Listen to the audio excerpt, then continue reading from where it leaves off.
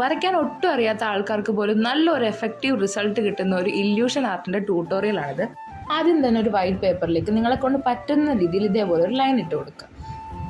അതിനുശേഷം ആ ലൈനെ പലതായിട്ട് കട്ട് ചെയ്യുന്ന രീതിയിൽ ഇതേപോലെ ഡോട്ട്സ് ആയിട്ട് ഇട്ട് കൊടുത്ത് ആ ഡോട്ട്സ് തമ്മിൽ കണക്ട് ചെയ്ത് ഈ വീഡിയോയിൽ കാണുന്ന രീതിയിൽ വരയ്ക്കാം.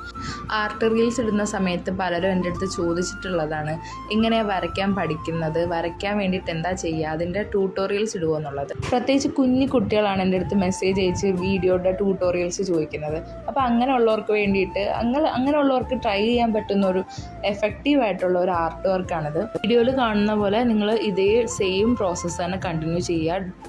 ലൈൻ വരച്ചതിന് ശേഷം അതിനെ ഡോട്ട് കൊണ്ട് സ്പ്ലിറ്റ് ചെയ്ത് അതേ ഡോട്ടുകൾ കണക്ട് ചെയ്യുക. അപ്പോൾ നമ്മുടെ ഔട്ട്പുട്ട് ഫൈനൽ ലുക്ക് ഇത് ഇങ്ങനെയാണ് കിട്ടുന്നത്.